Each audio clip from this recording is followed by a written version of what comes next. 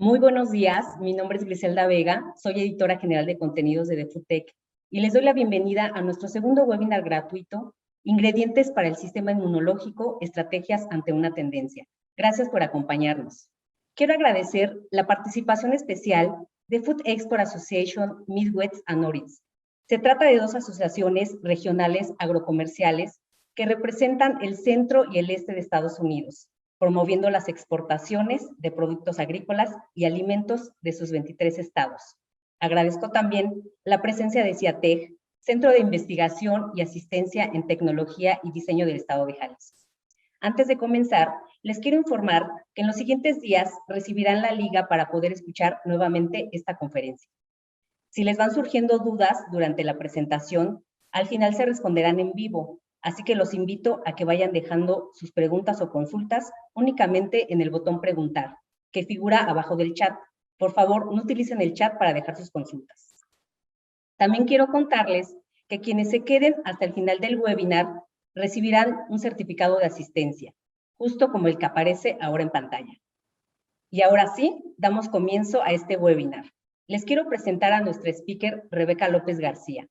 Ella es directora de Logre International Food Science Consulting, una consultora en toxicología, inocuidad y legislación alimentaria. Rebeca también ha trabajado como consultor con agencias internacionales como la FAO.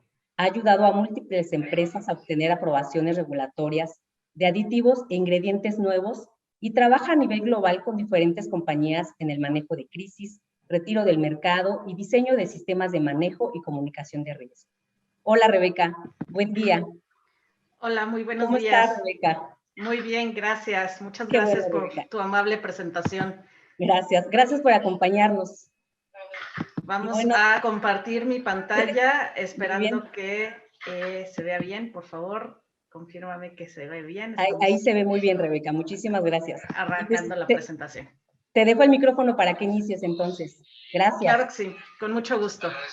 Muy buenos días. Es un placer estar aquí con ustedes y pues agradezco mucho al Food Tech y a todas las organizaciones que están atrás de este webinar para poder estar con ustedes, aunque sea de manera virtual.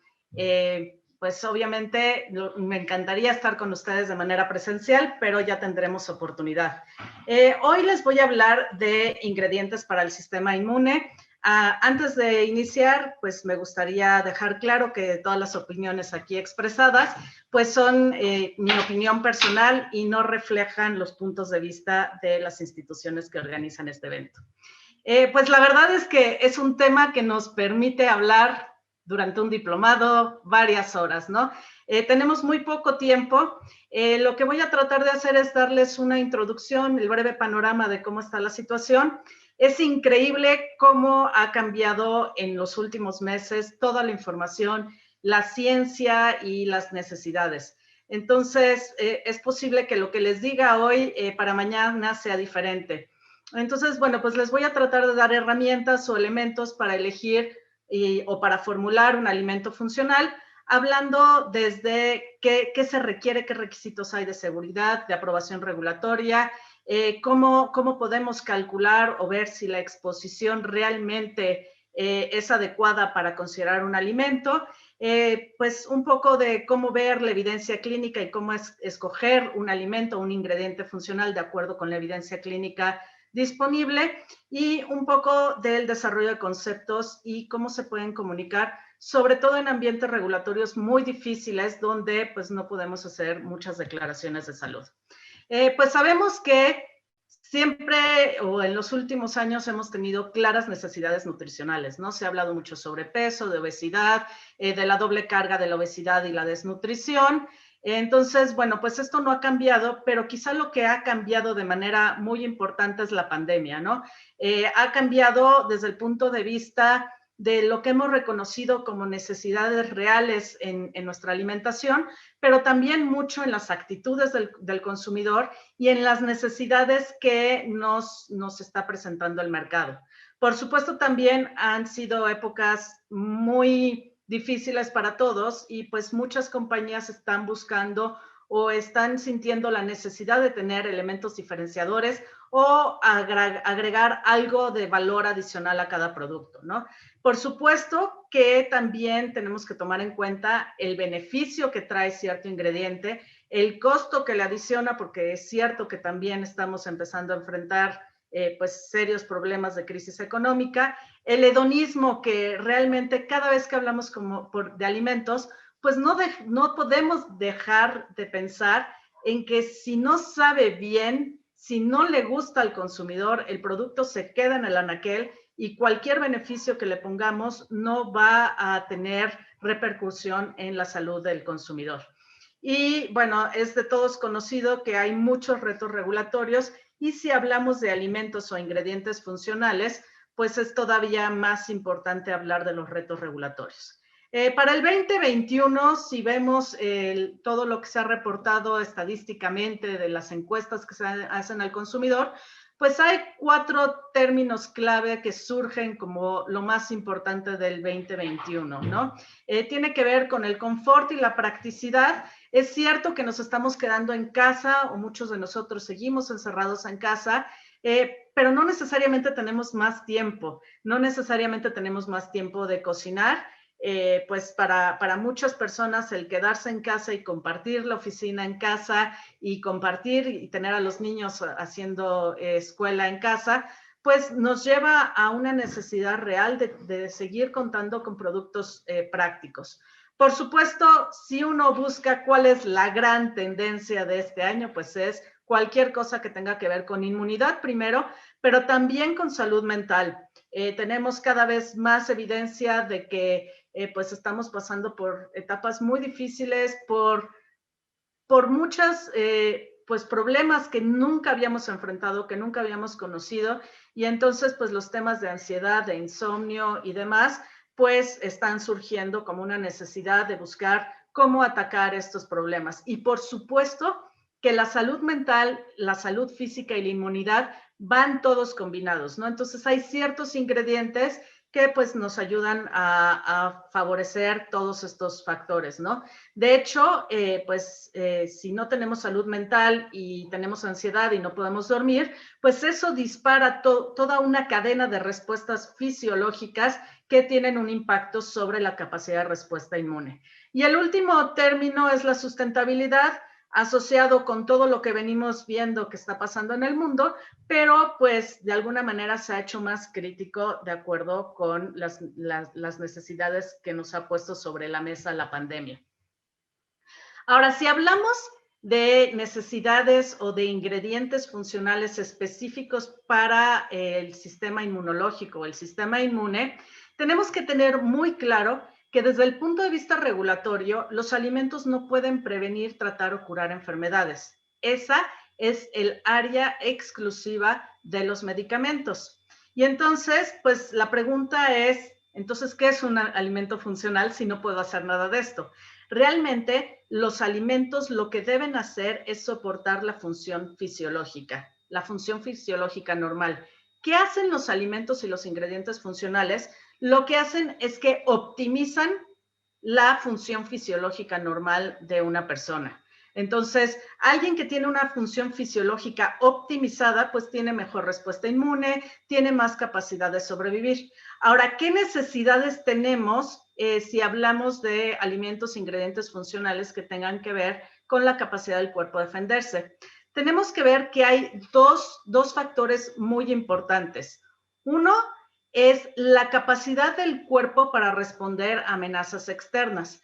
Pensemos que a grandes rasgos, aunque el funcionamiento del sistema inmunológico es muy complejo, a grandes rasgos, el sistema inmunológico es un sistema que nos ayuda a reconocer como propio lo que es nuestro, o sea, lo que está dentro del cuerpo y lo que hace que el cuerpo funcione bien, y a identificar amenazas externas en forma de microorganismos, virus, bacterias, y ayuda al cuerpo a defenderse de las amenazas externas. Entonces, el primer objetivo de cualquier ingrediente que estemos pensando en esta área, pues sería optimizar la capacidad que tiene el cuerpo de defenderse ante una amenaza externa. Esto es en general. Debemos ser muy cuidadosos porque nadie entiende muy bien todavía qué pasa con COVID-19, ¿no? Entonces, pues no podemos decir que hay el alimento clave que nos ayuda a combatir o curar. Lo que podemos hacer es conocer el mecanismo de acción de los ingredientes que estamos considerando y de ahí podemos ver cuáles tienen esta capacidad, ¿no? Por otro lado, no solamente tenemos esta capacidad de defenderse ante las amenazas externas, sino que también necesitamos optimizar o modular la respuesta que tiene el organismo. Si ustedes ven todo lo que ha estado pasando y las personas que llegan a terapia intensiva o que tienen eventos mucho más graves en su salud, muchos tienen que ver con el hecho de que el cuerpo permitió que entrara la carga viral creciera sin que el cuerpo lograra defenderse a tiempo y después, ya que estaba sobrepasado el cuerpo, se desencadenó una respuesta del sistema inmunológico muy agresiva con factores de inflamación, que es lo que realmente nos lleva a todos los efectos secundarios que nos pueden llevar a tener eventos fatales, ¿no? Entonces, es defenderse, pero también la capacidad de modular. Y bueno, la otra tendencia que sigue o empieza a ser muy fuerte es mitigar los efectos secundarios o todas las secuelas que estamos viendo que surgen a partir del daño causado por padecer enfermedad.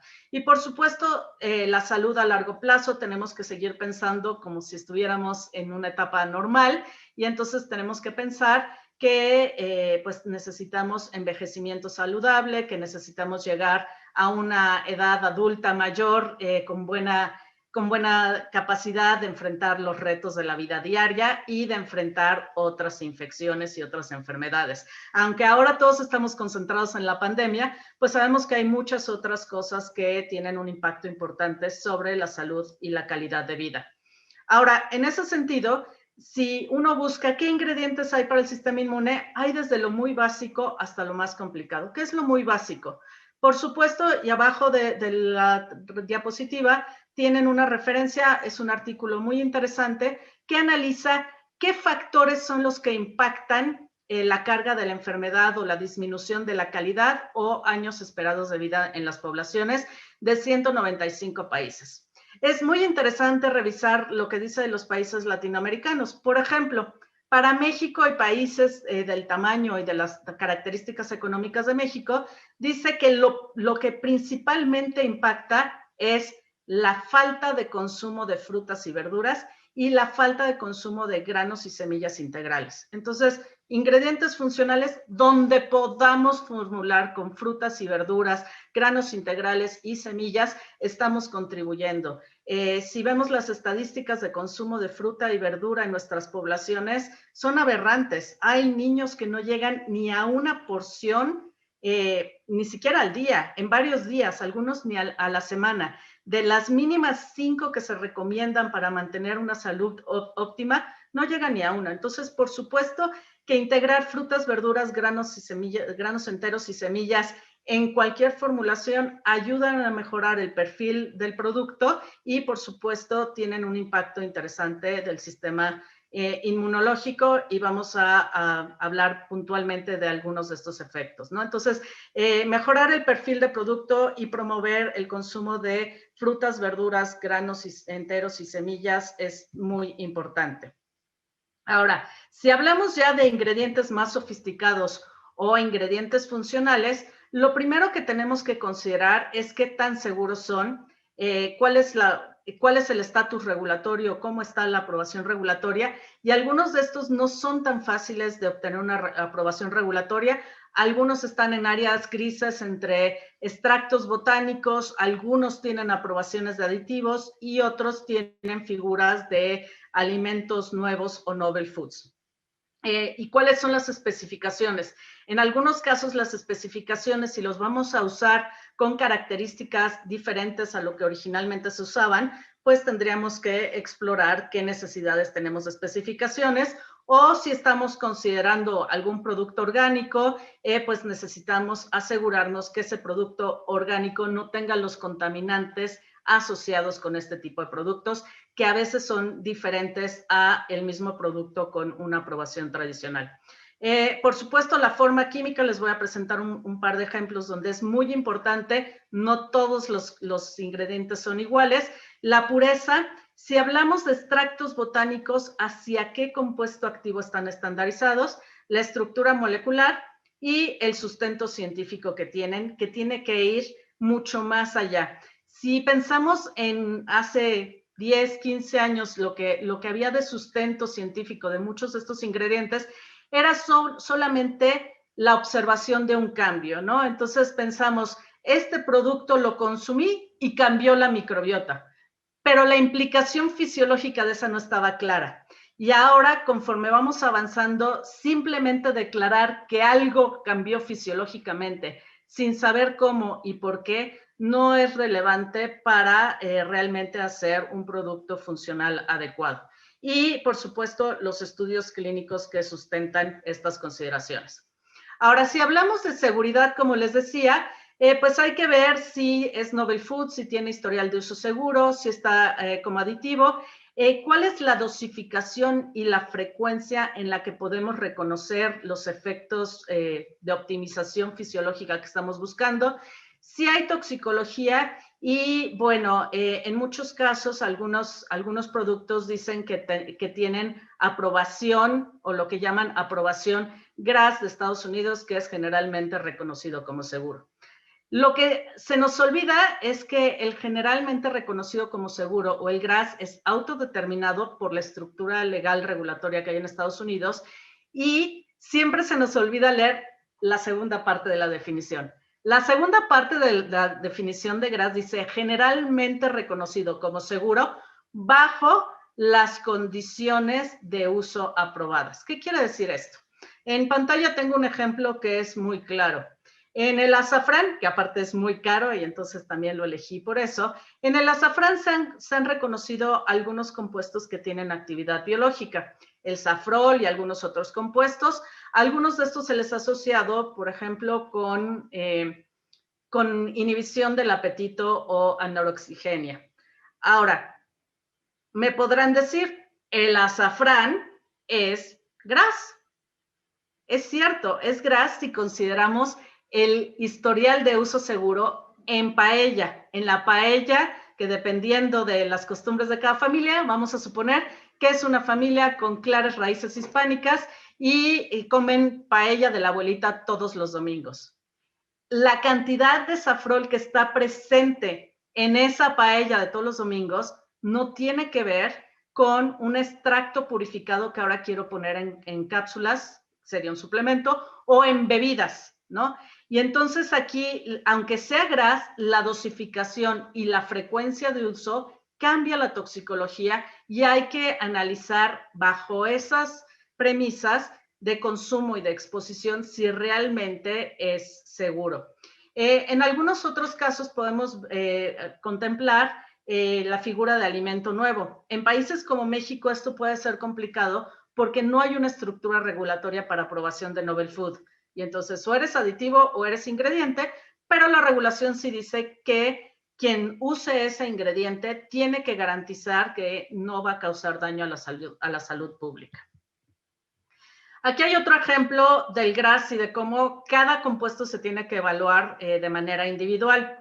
En este caso, estoy presentándoles la cafeína. La cafeína, pues sí es GRAS, sabemos que hay condiciones de uso en café y en otras bebidas que contienen una molécula de estas o una molécula asociada a la cafeína, como pueden ser la teína, la teobromina y todas estas que se metabolizan de manera similar y por tanto tienen el mismo impacto fisiológico. Ahora, si uno lee el GRAS de la cafeína, es generalmente reconocida como segura en uso en los límites que se usan para sabor de algunas bebidas. Ahora, hay ahora en el mercado algunos compuestos que son extractos de cáscara de mango. Los extractos de cáscara de mango tienen algunos compuestos que tienen el mismo impacto de estimulación de energía que la cafeína. Sin embargo, pues vienen de la cáscara de mango y bueno, una de las características de estos productos es que, o la declaración que hacen es que no tienen el impacto o los efectos secundarios de la cafeína, pero vienen de cáscara de mango. Entonces, el historial de uso seguro de mango no necesariamente aplica a la cáscara de mango, porque no comemos cáscara de mango. La abuelita, la misma abuelita que servía la paella el domingo, cuando servía mangos de postre con crema batida para hacerlos indulgentes de domingo, le quitaba la cáscara. Nunca nos han servido un mango con cáscara. Entonces, ¿quiere decir que no es seguro? No, quiere decir que requiere evaluación individual que va más allá del historial de uso seguro como mango, ¿no? Hay otros casos, por ejemplo, ahora están surgiendo y van a seguir surgiendo, pues proteínas de insectos. Si tenemos una proteína, vamos a suponer la fibroína, que está presente en gusano de seda, sí podemos decir que cada vez que el gusano de seda se consume de manera tradicional en algunos países hace 5,000 años, se están exponiendo a niveles de fibroína que van de acuerdo con ese uso que estamos proponiendo de esa proteína de gusano de seda. Y en ese caso sí podríamos decir que el agregar fibroína a un alimento pues está asociado con el historial de uso seguro y entonces sí podría considerarse como seguridad avalada por uso tradicional. Ahora, si hablamos de la evaluación de seguridad, pues hay que modernizar un poco. Normalmente hablamos de Paracelso y hablamos de toxicología y decimos, Paracelso decía en 1538 que solo la dosis hace el veneno, ¿no? Que está del lado izquierdo de su pantalla, el libro original de Paracelso, que decía eso. Ahora tenemos que traer a Paracelso al siglo XXI. Entonces, en el siglo XXI decimos solo la dosis, que es muy importante, la dosis, pero también ahora tenemos que considerar, y les pongo acá Saret and Dulles, la toxicología moderna, libro básico de cualquier toxicólogo, que habla del momento de exposición. Ahora, ¿por qué es tan importante considerar la seguridad? Porque al final del día, los alimentos están disponibles para toda la familia en la alacena, en cualquier edad, etapa de la vida o momento fisiológico. O sea, si nosotros tenemos una mermelada en la alacena, tiene acceso el niño una vez que ha sido lactado, de ahí hasta la persona más adulta de la casa, pasando por la mamá o la persona que esté embarazada en casa, ¿no? Entonces, los alimentos requieren una evaluación mucho más extensa y mucho más conservadora que, por ejemplo, algunos medicamentos, porque hay que asegurarnos de que cualquier persona miembro de la familia que se exponga a los alimentos o tenga acceso a los alimentos, y si pensamos en este niño pequeño, pues va a tener exposición toda la vida a lo largo de todos los días de su vida hasta que llegue a la edad adulta. De tal suerte que cuando evaluamos la seguridad de productos que añadimos a los alimentos, pues tomamos, para tomar decisiones regulatorias o decisiones de aplicación, pues tomamos el momento de exposición aparte de la dosis y consideramos a la subpoblación más vulnerable, que puede ser esta persona embarazada o puede ser el miembro más pequeño de la población. Ahora, si hablamos de un alimento o un ingrediente funcional, también tenemos que tomar en cuenta que pues son parte de los alimentos, no son medicamentos, como les había comentado. De tal suerte que, como son parte de los alimentos, pues tienen que tener características de exposición de alimentos y no de medicamento, y las características de los estudios que las soportan tienen que estar hechas en población sana, muy importante, y en exposición que sea congruente con los alimentos. Entonces, si hablamos de aprobación regulatoria en los diferentes países de acuerdo con el esquema regulatorio de cada país, pues tendríamos que decir o resumir que cuando elijan un ingrediente funcional, tendría que estar aprobado basado en la mejor evidencia científica posible, que evalúe cualquier efecto adverso en dosis y momento de exposición, que es específica para cada compuesto, es decir, la de cafeína o la de mango no es extrapolable a cáscara de mango, que tome en cuenta factores de inocuidad e incertidumbre, es decir, tome en cuenta las especificaciones, si es un producto orgánico, tomó en cuenta los posibles extractos de hiedras que crecieron porque no se usan herbicidas, en fin. En cada agencia local se van a tomar en cuenta los límites para la aplicación local y, bueno, debemos considerar que si hay una aprobación regulatoria de un compuesto y estamos en ese rango de uso, si es un aditivo o un novel food, pues, o en un compuesto GRAS, pues entonces tenemos garantía de que esos compuestos son seguros. Y bueno, para diferentes compuestos puede haber clasificaciones diferentes. Este es un caso muy particular, por ejemplo, de los extractos botánicos.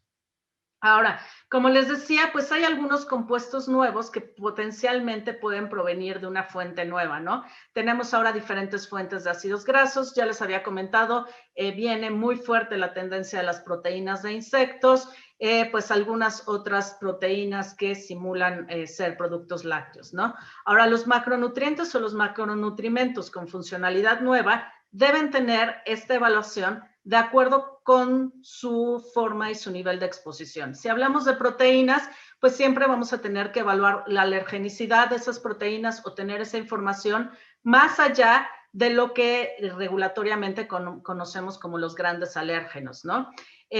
Si vamos a hablar de algunos hidrolizados de proteínas que tienen péptidos bioactivos, pues hay que asegurar que esos compuestos o esos péptidos bioactivos tienen una secuencia de aminoácidos que no es homóloga con un gran alérgeno. Por ejemplo, los chapulines o los grillos tienen secuencias en algunas de sus proteínas que son homólogas con algunos mariscos. Y entonces aquí, pues el etiquetado, aunque la regulación no pida etiquetado de insecto, es posible que tengan que considerar etiquetar para declarar que potencialmente podría haber una reacción alérgica cruzada con las personas que son alérgicas a los mariscos. Igual, las fuentes de hidratos de carbono nuevas, pues hay que analizar qué información hay de la tolerancia gástrica de estos compuestos, porque algunos funcionan muy bien como fibra, pero potencialmente pueden causar intolerancia gástrica y hay que tener esa información. De los ácidos grasos nuevos que potencialmente tienen un impacto sobre el sistema inmunológico, pues hay que tener en cuenta que algunos de estos son muy insaturados y por lo tanto se oxidan mucho. Entonces, la estabilidad y el uso de antioxidantes a niveles que permite la regulación es muy importante. Ahora, también tenemos que considerar la forma química o la caracterización del compuesto. Si son extractos crudos, a veces son muy difíciles y es muy difícil sustentar con ciencia su funcionalidad sobre el sistema inmunológico. El caso muy clásico es el del té verde, donde es un extracto de muchos compuestos. Algunos de estos compuestos en altas dosis dan datos de hepatotoxicidad y entonces no es buena la exposición prolongada, pero aún así, pues hay extractos de té verde, ¿no? Y entonces, si yo quiero atacar o desarrollar un producto que tiene potencial para bienestar de salud mental, entonces ese extracto de té verde tendría que estar estandarizado específico para L-teanina. Si yo lo que estoy buscando son los efectos de antioxidante del té verde y lo quiero usar como extracto para una bebida, entonces me tengo que asegurar que el proveedor me dé un extracto que esté estandarizado a las epigalactinas y los demás antioxidantes presentes en el té verde.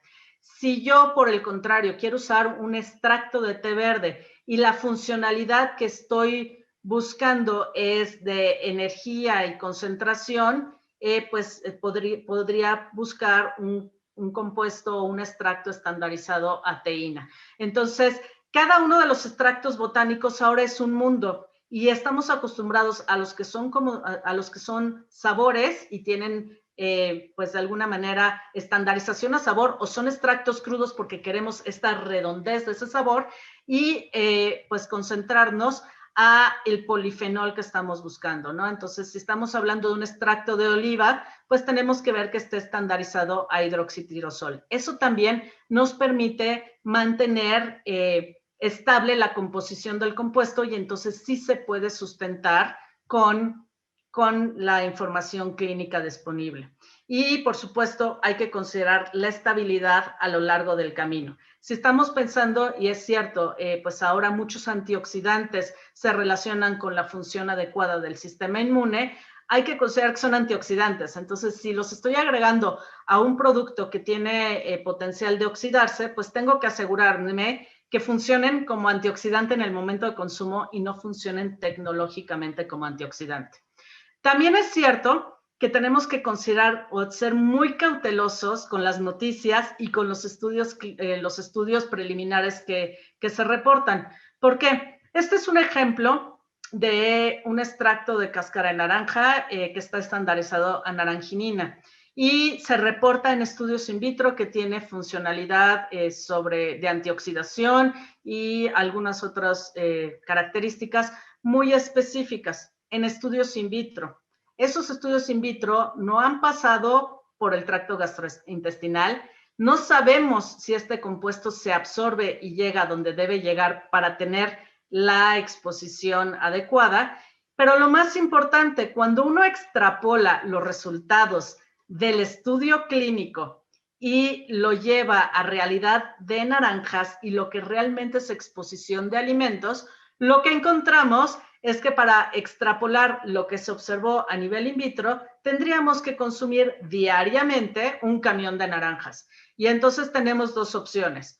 O usar el extracto concentrado y asegurar que en esa concentración que equivale a un camión de naranjas, se puede usar en alimento que no es amarga y que aparte a esa concentración en exposición diaria segura, o no es un buen candidato. Esto es importante porque ahora se ven casi diario reportes de extracto de tal fruta es bueno contra COVID-19 y cuando uno regresa y lee la literatura original encontramos este tipo de casos muy comúnmente. Ahora, la estructura química también está muy relacionada con la actividad biológica. La elección de un ingrediente funcional debe tener en cuenta exactamente la forma química de cada compuesto, las características de disponibilidad de absorción, el mecanismo de acción que se asocia con activación del sistema inmune, por ejemplo, que tiene que ser específico para ese compuesto, la disponibilidad, si hablamos de probióticos, sí hay que aclarar que cuando hablamos de probióticos hay que hablar siempre de la cepa exacta que estamos eligiendo. La ciencia de un probiótico no es extrapolable a los demás. Y la compatibilidad con el consumo de alimentos, es decir, que no sea un compuesto que cuando yo lo consuma dentro de un yogurt, la misma grasa o la proteína presente en este producto final evite que se absorba y tenga la funcionalidad. Aquí les tengo un claro ejemplo de la estructura química. En pantalla tienen la estructura de la vitamina K2. La vitamina K2, pues normalmente asociada con absorción de calcio y en ese sentido disminución de riesgo óseo y de riesgo cardiovascular. ¿Por qué? Porque cuando llegamos a cierta edad, pues empezamos a tener problemas de absorción de calcio, pero no solamente absorción de calcio del tracto gastrointestinal hacia los huesos, a la circulación, sino que también ya no tenemos la capacidad de ese calcio que está en circulación meterlo a los huesos. La vitamina K2, que está relacionada con la K1, son la misma familia y las características principales es que las dos tienen este corazón o esta forma de la molécula de la quinona. La vitamina K1 asociada con procesos de coagulación tiene una cadena más corta, se llama filoquinona, y la K2, hay varias K2 dependiendo de la longitud y las insaturaciones de la cadena. Ahora, ¿por qué es importante y por qué se las presento? La vitamina K2, como les decía, ayuda a tomar el calcio de circulación y meterlo a los huesos. Eso ayuda a que realmente empezamos a tener reducción de riesgo de osteoporosis, pero también es cierto que cuando tomamos calcio y vitamina D, lo que estamos haciendo es que estamos favoreciendo que se absorba el calcio con la vitamina D del tracto gastrointestinal a circulación, pero se queda circulando porque no hay un mecanismo para meter ese calcio a los huesos. Y eso lo que al final genera es placas aterogénicas, es decir, empieza a aumentar el riesgo cardiovascular, que es lo que sucede con muchas mujeres en etapa de menopausia, donde solamente le recetan calcio y vitamina D, pero no tienen capacidad de meter la vitamina D el calcio a los huesos. Ahora bien, Está empezando a surgir mucha literatura porque al disminuir este potencial de generación de placas aterogénicas, también la vitamina K2 empieza a ver que tiene modulación y tiene mucha capacidad de reducir los efectos secundarios que tienen que ver con coagulación y con formación de trombos, que ustedes saben que es una de las complicaciones de COVID. Los estudios preliminares dicen que las personas que tuvieron eventos fatales de COVID o que estuvieron en terapia intensiva, todos mostraban que tenían deficiencia de vitamina K2 en circulación y deficiencia de vitamina D. Ahora, de la vitamina K2, la única fuente natural real de alimentos es un producto fermentado llamado natto de Japón. Está presente de manera natural en algunos otros productos, pero no en la dosificación que se requiere para tener estos efectos benéficos. Ahora, ¿por qué es importante la forma? Porque solamente, o se reporta, y ahí está la referencia, solamente la forma que tiene todos los dobles enlaces en posición trans es la que tiene la actividad biológica asociada con esta vitamina K2, mientras que algunos otros compuestos o algunas otras formas de vitamina K2 tienen algunos de los enlaces cis que potencialmente tienen actividad biológica, pero no es la actividad biológica óptima de este compuesto. Entonces, si vamos a elegir agregar vitamina K2 a los alimentos, pues tendríamos que asegurarnos que tenemos la forma química adecuada. Lo mismo pasa con los betaglucanos. Si hablamos de betaglucanos en general, pues son cadenas de glucosa, son polímeros de glucosas que tienen en común los enlaces beta. Sin embargo, pueden ver en pantalla que los enlaces beta de los betaglucanos de diferentes fuentes son muy diferentes. Entonces, las de bacterias son muy lineales, los de los hongos, que hay varios hongos en el mercado que tienen betaglucanos, que tienen algunas declaraciones del sistema inmune, son ramificados, pero tienen solamente ciertas ramificaciones. Los de levadura que tienen ramificaciones beta 1, 3, 1, 6 y cuando se ramifican se vuelven a ramificar, lo que los hace moléculas muy compactas. Muy diferente a los betaglucanos de avena, que tienen su funcionalidad específica, pero que al tener esta estructura química, enlaces beta 1, 3, 1, 4, son moléculas muy grandes y no se absorben en el tracto gastrointestinal alto, pasan al colon y actúan como fibra. El betaglucano de levadura no actúa como el betaglucano de cereal, uno es fibra. El betaglucano de levadura con estos enlaces específicos es el que está sustentado con el mecanismo de acción, ¿no? Entonces, cuando leamos mecanismo de acción y la sustentación de cómo este betaglucano se absorbe en el tracto gastrointestinal alto, se reconoce por el sistema inmune, los macrófagos vienen, lo fagocitan, lo rompen en moléculas más pequeñas y esas son las que activan los neutrófilos. ¿Qué es lo que hace? Activa las primeras líneas de defensa. Entonces, formular con cualquier betaglucano no necesariamente. Hay que formular con el que sabemos el mecanismo de acción y está asociado con la ciencia específica para ese problema. Ahora, muy interesante ver esta publicación. Europa es quizá el régimen regulatorio más estricto, porque dice, a mí no me digas que cambia, a mí dime que cambia en una relación dosis-respuesta y que aparte encuentras un biomarcador que puedes medir ese cambio.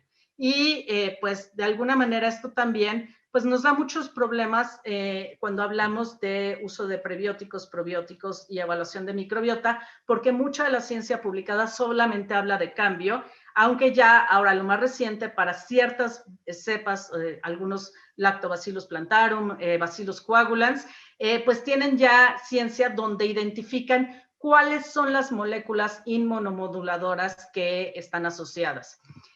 Como les decía, pues los estudios tienen que ser específicos para exactamente el betaglucano, y esa es la ciencia que va asociada, probióticos por cepa, colágenos, por ejemplo, por tipo de colágenos. No hay colágenos generales, hay tipos de colágenos, no hay probióticos generales, incluso de la misma probiótico, por ejemplo, Bacillus coagulans, hay diferentes cepas y la ciencia es exclusiva para cada cepa. Los buenos probióticos, que ya ahora hay muchos en el mercado, dicen la dosis, en alguna regulación dicen que hay que tener al menos 1 por 10 a la 7, Cuidado, no dice máximo o la dosis exacta, dice que al menos hay que tener 1/10⁷ unidades formadoras de colonia sobreviviendo a llegar al tracto gastrointestinal bajo, y de ahí, pues lo que esté sustentado por la ciencia, ¿no? Entonces hay unos probióticos que están sustentados al 1/10⁹, y eso es lo que nos ayuda a sustentar la funcionalidad biológica.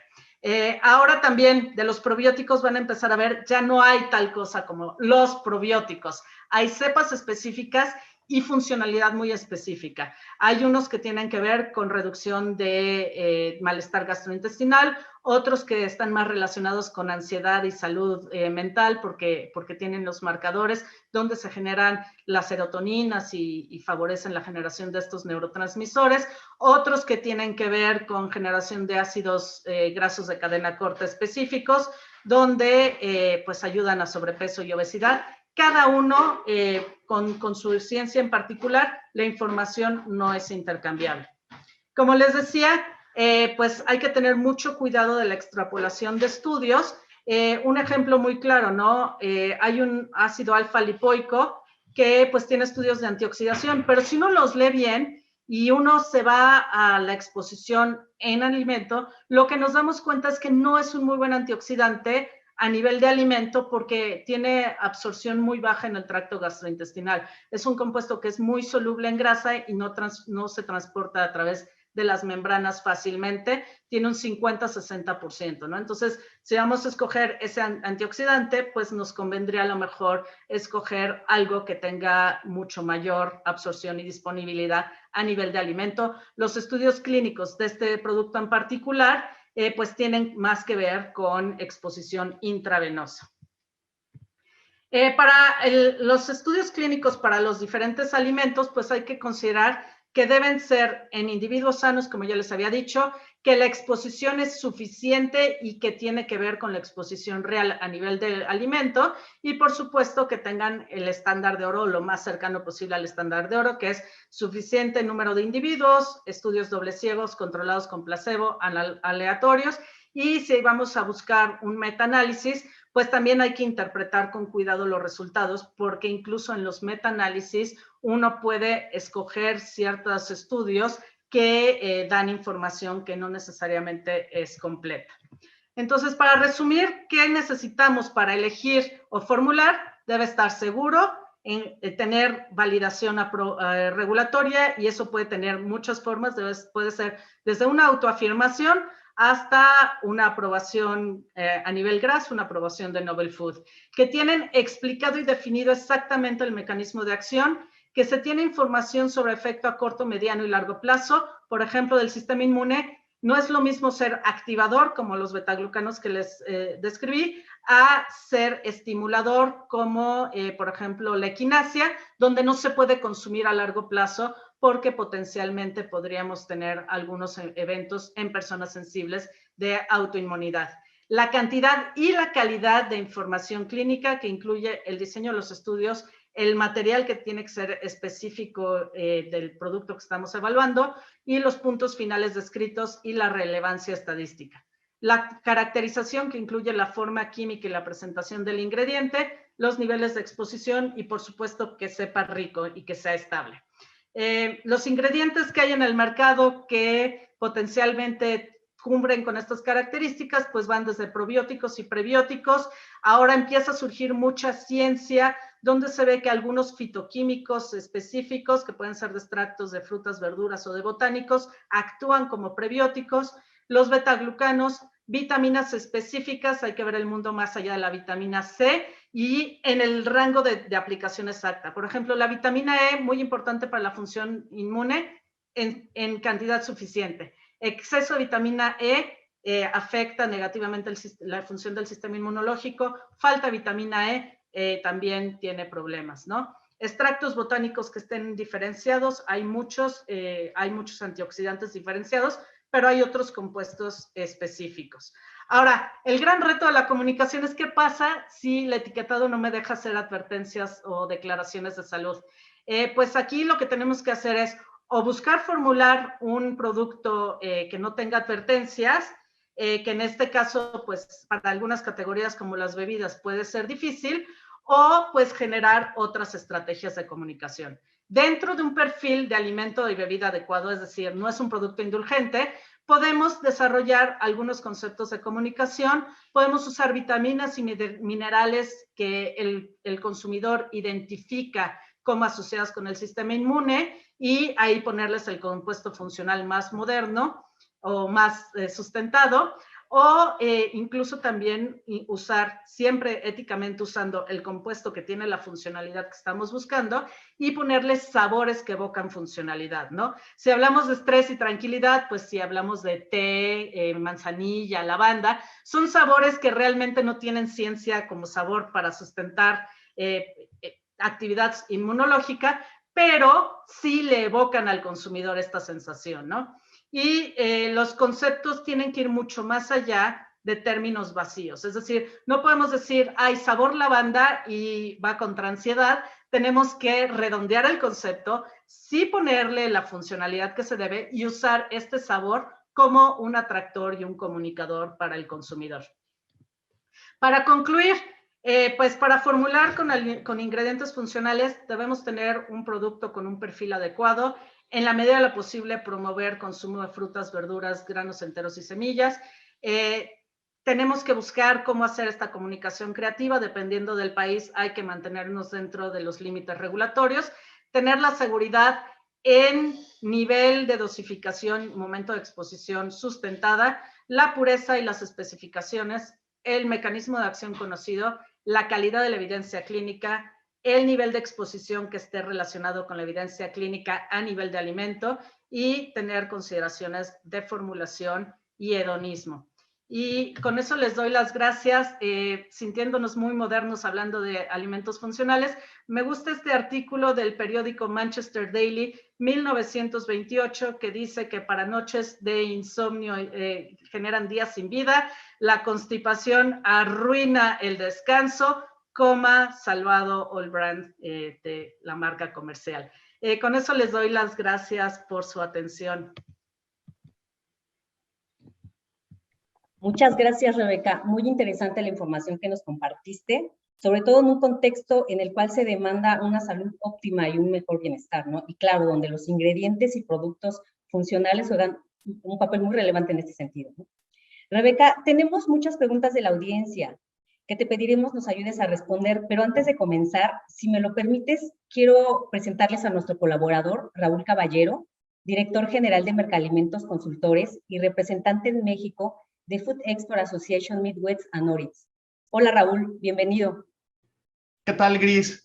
Muy buenos días, ¿cómo están todos? Es un placer estar aquí con todos ustedes. Y bueno, pues felicito a Rebeca por esta excelente presentación.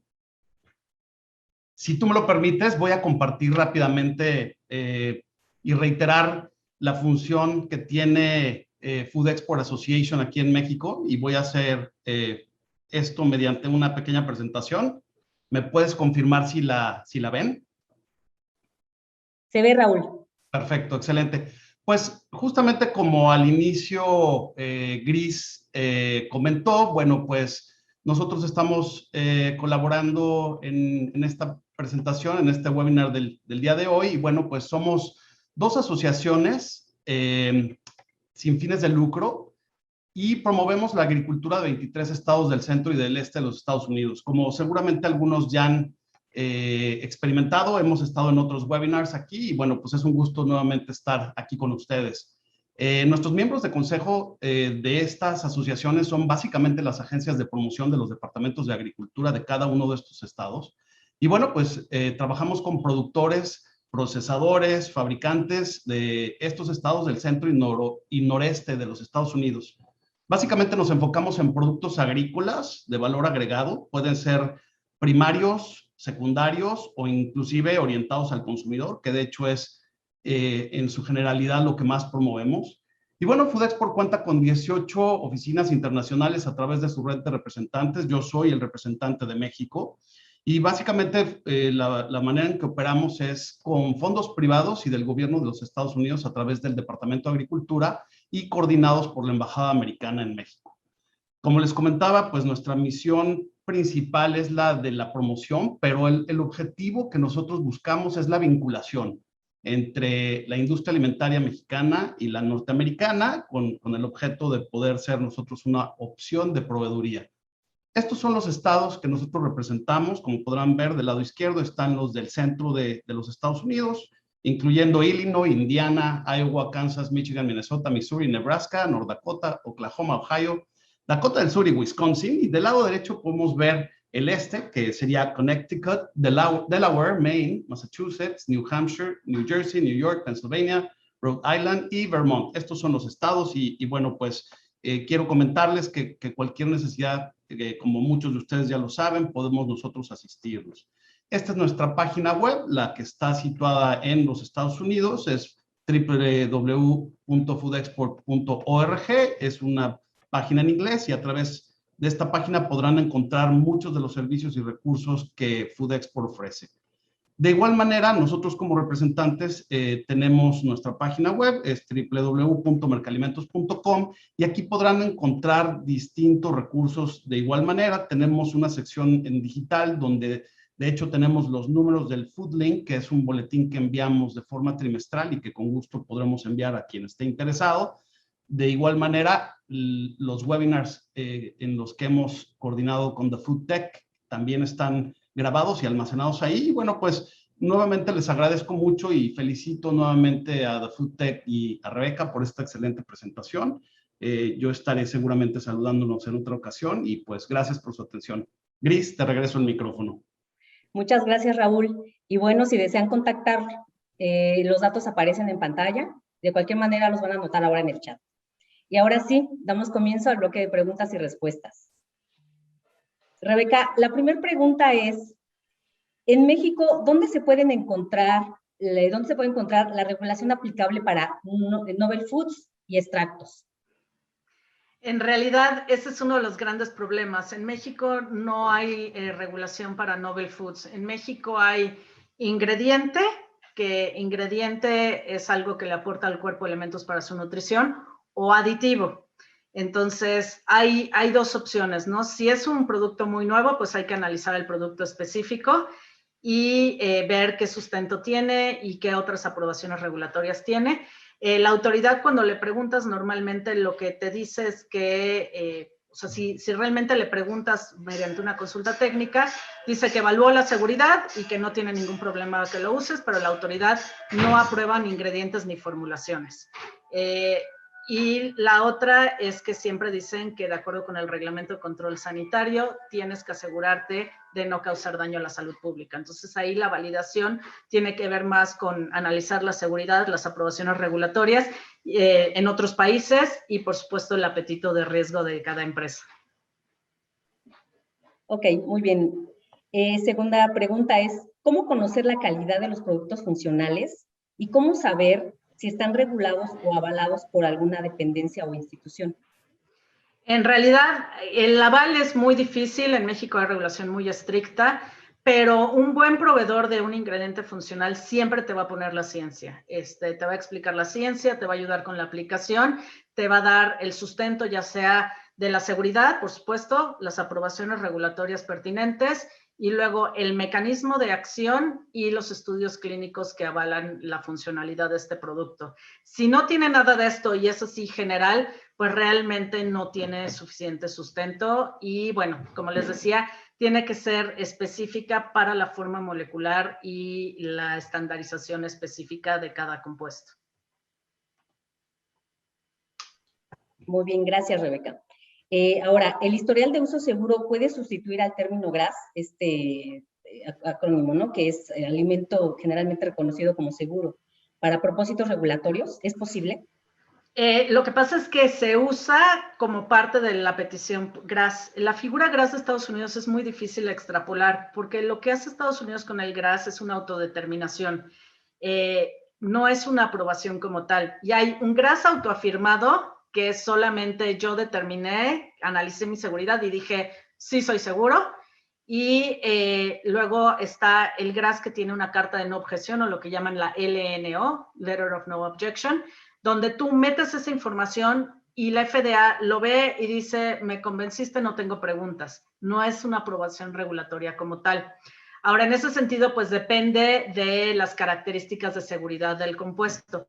FDA, como parte del GRAS, puede tomar en cuenta el historial de uso seguro. En países, por ejemplo, como Canadá, pues está la determinación de aditivo, luego el Novel Foods, y uno puede hacer una petición basado en historial de uso seguro, y hay características muy particulares de qué es historial de uso seguro, y pedir una clasificación de non-novel, y entonces te listan como alimento tradicional. Entonces hay varios caminos. El GRAS sirve para sustentar, pero no siempre es cierto y no es muy extrapolable, y lo que hace Estados Unidos es que el problema es post-mercado, ¿no? Por eso hay tantos suplementos en Estados Unidos que aquí a veces no funcionan, porque ahí se puede lanzar el producto y eso sí, si es falso, engañoso, entonces te pueden demandar y te pueden destruir. Entonces vemos cómo salen mucho y luego tienen muchos problemas, y entonces la FDA sí te castiga por comercio de productos no aptos para consumo humano. Ok, y entonces, ¿en dónde se puede consultar la lista de productos GRAS? ¿Existe? Sí, en la página web de FDA está, todo es público. O sea, uno entra y así lo buscas tal cual, lista de productos GRAS, y entras y te dice el estatus en el que está, si tuvo consulta, y si tuvo consulta, cuál fue el resultado de la consulta, y ahí todas las consultas son públicas. Entonces tú puedes leer el dossier que se ingresó. Ahora, si son autodeterminados GRAS, no hay manera de consultarlo, porque ahí sí es la palabra de honor del panel GRAS que dio esa carta, que no necesariamente la vio FDA.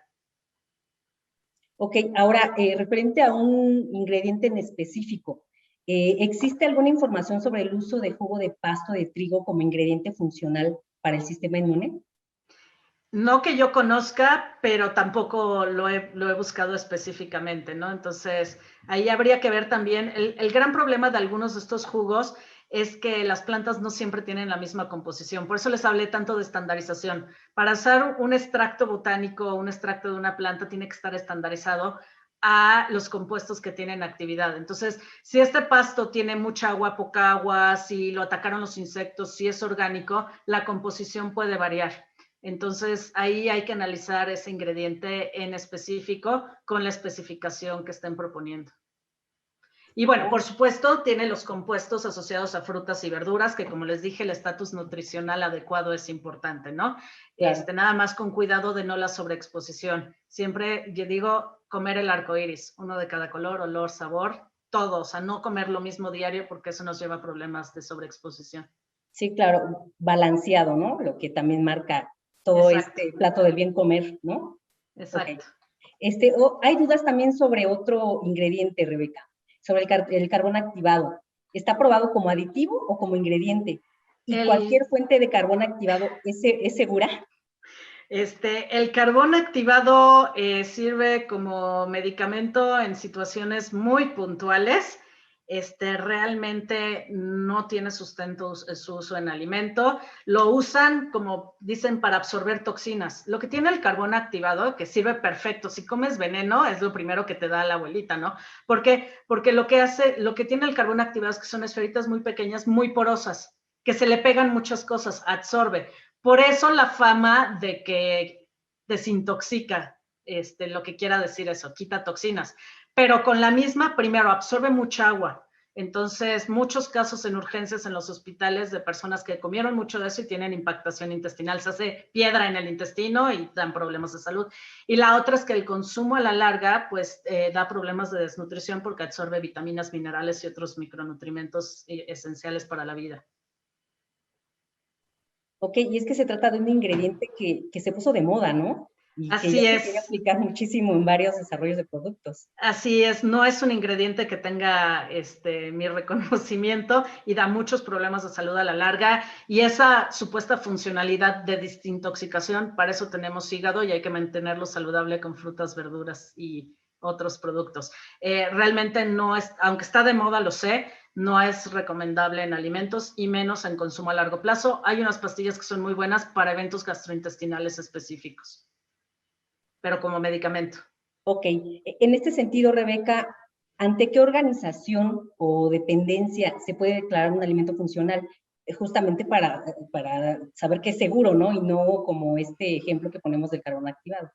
Exacto, ahí hay varias cosas, ¿no? O sea, como les digo, en varios países pues entra la aprobación Novel Food. Si queremos hacer claims, hay varios países o declaraciones de salud, hay varios países que te piden un protocolo para hacer estas declaraciones de salud, no se puede hacer en general. Y la otra, si no hay nada de esto, pues entonces sí analizar producto por producto qué información de seguridad hay, si realmente está alineada con el consumo normal de ese alimento, el consumo, el historial de consumo seguro y las dosis y límites de exposición, y ahí regresar ante la autoridad y hacer consulta técnica. Lo que obtienes es un oficio de la autoridad donde te dice si puedes usarlo o no, esto no está sustentado o es un medicamento, ¿no? O sea, cuando queremos ser muy atrevidos y atribuirles todo tipo de efectos farmacológicos a los alimentos, los cambiamos de clasificación legal y se pueden ir hacia remedios herbolarios, hacia OTCs o productos, medicamentos que puedes comprar sin receta médica o a un producto controlado. Entonces hay que tener mucho cuidado, pero no se puede generalizar esa evaluación caso por caso. Ok, muy bien. Ahora bien, ¿cuál sería el proceso para declarar un extracto como ingrediente funcional? Ahí lo que hay que ver es la composición del extracto, la estandarización y la ciencia que está atrás de ese compuesto activo, ¿no? Entonces, por ejemplo, un buen ejemplo, hay extractos de té verde que están estandarizados a L-tianina. La L-tianina es un aminoácido que tiene sus estudios de seguridad, pero aparte está avalado por los estudios clínicos, ¿no? De tal suerte que si alguna autoridad en algún país voltea y te dice, ¿por qué? O sea, ¿qué sustenta esto? Sí tienes los estudios clínicos de concentración y de favorecer el sueño asociados a la L-tianina, pero no es cualquier extracto de té verde, es el que está estandarizado a L-tianina o en su caso la L-tianina purificada.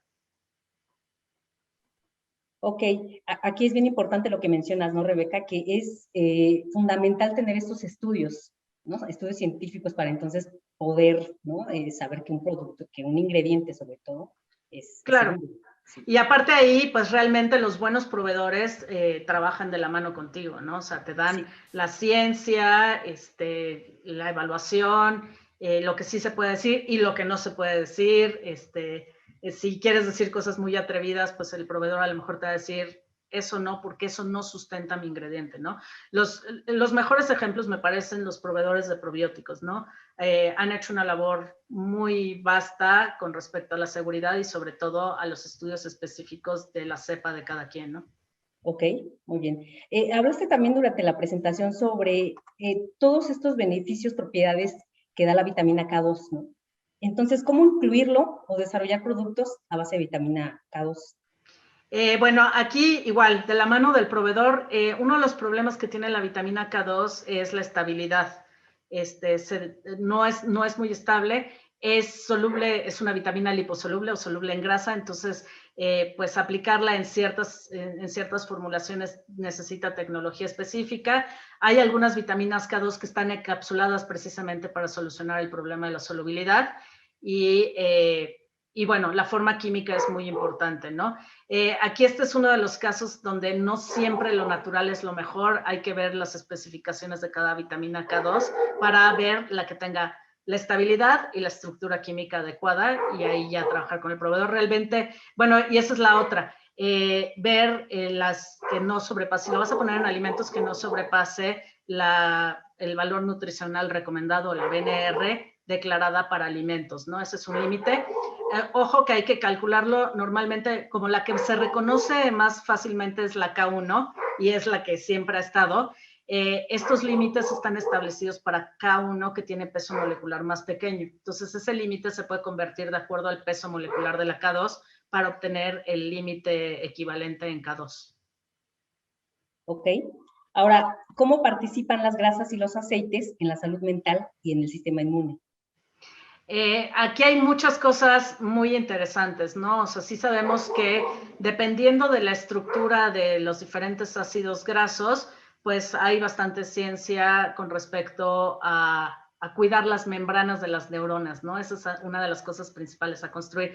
Finalmente, el sistema nervioso está hecho de grasa, por eso es que hay que consumirla y es un macronutrimento, ¿no? Y de ahí, bueno, pues las características de cada uno tienen su propia ciencia. Por ejemplo, lo que sí es importante es que se ha visto que cuando tenemos mucha presencia de grasas poliinsaturadas, empezamos a tener poca disponibilidad de vitamina E. Entonces, la vitamina E tiene que ir de la mano dosificada igual en las dosis donde realmente tiene la actividad biológica para tener todo completo, ¿no? De ahí que, por ejemplo, los aguacates sean maravillosos. Los aguacates tienen las grasas insaturadas más la vitamina E, ¿no? Entonces, es un muy buen ejemplo de un alimento entero que tiene funcionalidad muy linda. La vitamina E relacionada con funcionalidad del sistema inmune en la dosis exacta. Si tú suplementas por arriba de esa dosis, empiezas a volver a tener problemas, defectos en el sistema inmune. Si estás por abajo, nutricionalmente hablando, también tienes problemas, ¿no? Nueces y almendras, ejemplos también muy claros de fuentes de ácidos grasos interesantes, ¿no? Y como les decía, si vamos a usar los ácidos grasos separados, entonces asegurarnos de la estabilidad, porque son muy inestables. Las dudas van en torno a los ingredientes, Rebeca. Entonces, nos preguntan, ¿recomendarías usar proteínas de insectos en panificación? Hay un mundo y les podría hablar otro webinar completo de proteínas de insectos. Sí, pero depende de la proteína de insecto, de dónde viene, cómo está purificada y qué funcionalidad quieres. Hay muchas, ¿no? Entonces depende del insecto y cómo esté, y ahí también hay que analizar caso por caso la cuestión de la alergenicidad, que es uno de los temas, ¿no? Quizá quien está haciendo más labor de trabajo regulatorio en insectos en este momento es Europa, pero bueno, Canadá ya tiene listadas algunas proteínas y bueno, yo trabajo con unas en particular que son muy interesantes, pero podría hablar otras 2 horas de esos productos. En el segmento de galletas, Rebeca, nos preguntan, ¿qué extractos funcionales recomendarías para optimizar el sistema inmune en galletería? Pues varios, ¿no? Pueden ser algunos probióticos que sean esporulados, esos productos resisten los procesos de horneado. Podemos hablar de los betaglucanos que les presenté, también son una buena opción. Algunas de las vitaminas, la vitamina D, por ejemplo, podría ser algo interesante. Y, por supuesto, asociarlo también con algunos productos naturales, ¿no? O sea, mejorar el perfil. Podemos hablar de algunos arándanos, de algunas nueces, que también tienen funcionalidad interesante. Otra vez, ¿no? Asociado al concepto de saludable, sin engañar al consumidor, o sea, que realmente está saludable, que tenga la fibra prebiótica, la mejor, alguna fuente de avena que tenga esta funcionalidad prebiótica, y asociado con algunos de los otros ingredientes más sofisticados, y eso es lo que les hablaba cuando decía hay que hacer un concepto redondo para realmente ponerle sobre la mesa al consumidor algo que sí funcione, ¿no? Ok, tenemos 2 preguntas más, Rebeca, y ahorita que mencionaste el perfil, que es muy importante, es un aspecto esencial, ¿no? Para cualquier desarrollo. Nos preguntan, si se tuvieran resultados de un perfil fitoquímico de un fruto en México, ¿con qué organización se puede pedir asesoría? Pues yo creo que ahí nuestro patrocinador Food Export puede ayudarles a identificar el mecanismo por el cual pueden tener más información. Yo lo primero que haría, bueno, sería ver cuál es la composición, cómo está estandarizado, ahí ver si es equivalente a algo más, ¿no? Por ejemplo, quercetina. La quercetina está muy caracterizada y está en nopales y está en muchos otros productos, ¿no? Entonces, eso no tiene tanto problema. Si es un compuesto diferente, pues habría que analizarlo específicamente, ver si la funcionalidad es extrapolable a exposición de alimentos, no como el camión de naranjas que les presenté, y de ahí ver si potencialmente se puede hacer un proceso GRAS, por ejemplo, específico para este producto. Ok, y vamos ahora con la última pregunta, Rebeca. El cannabis, ¿no? Que es un ingrediente que también ahorita se está trabajando demasiado y sigue con los estudios. En cuestión de los extractos de cannabis para adicionarse en alimentos, ¿existe algún riesgo o qué evaluaciones vienen para asegurar que es seguro? Igual, ahí depende del proveedor. Ahí, digamos que lo más fuerte de la seguridad tiene que ver con que no tengan THC, ¿no? Que es la parte alucinogénica, por llamarlo adecuadamente, ¿no? Entonces, esa tiene otra funcionalidad y no. Entonces, los extractos de CBD deben ser puros y ser puros hacia CBD. De ahí, pues todavía se está haciendo mucho trabajo. Hay mucho trabajo también de inocuidad, que era un poco lo que les decía, ¿no? Aparte de la funcionalidad, este tipo de productos, pues igual que los insectos, ¿no? No es que sean buenos o malos, hay que hacer preguntas diferentes de inocuidad. Tienen bacterias diferentes asociadas, tienen metales pesados diferentes. Entonces, de eso ya hay mucho trabajo y muchos seminarios.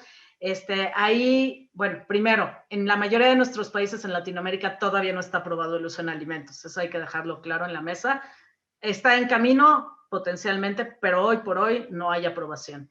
Y de ahí, pues, mucho el trabajo directo con el proveedor para garantizar la pureza y la aplicación de los extractos en particular. Ok, pues muchas gracias, Rebeca. Con esto terminamos el bloque de preguntas y, bueno, agradecerte de nuevo. Y antes de irnos, yo quiero invitar a toda nuestra audiencia a nuestros próximos webinars. El primero tendrá lugar el 11 de mayo a las 10 horas, tiempo de la Ciudad de México. Se titula La codificación y su importancia para la trazabilidad en la cadena de suministro. Será impartido por Jorge Jacobo, profesor del Seminario de Envase y Embalaje en la Universidad Autónoma Metropolitana. ¿Quieren saber cómo garantizar una eficaz trazabilidad a través de la codificación? Esta es la oportunidad, no se la pierdan. El segundo webinar se llevará a cabo el 27 de mayo a las 10 de la mañana, tiempo de la Ciudad de México. Se titula Nuevas tecnologías aplicadas a la industria alimentaria, donde nos explicarán cómo las empresas en Latinoamérica están incorporando tecnologías basadas en inteligencia artificial y blockchain. ¿Cómo se aplican estas tecnologías? ¿Cuál es el panorama futuro? Lo sabremos en esta charla. Y bueno, de nuevo quiero agradecer a Rebeca su participación. Muchas gracias, Rebeca. Así como la colaboración de Food Export Association Midwest and Oryx.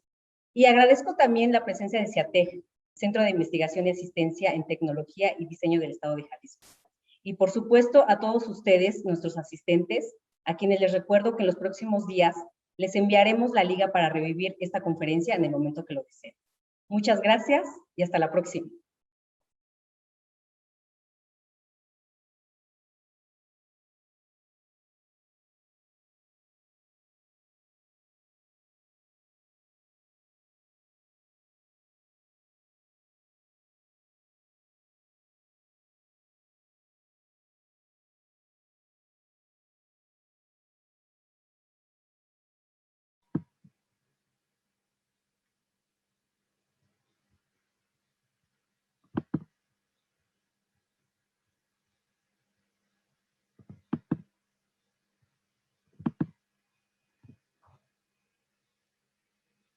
Listo.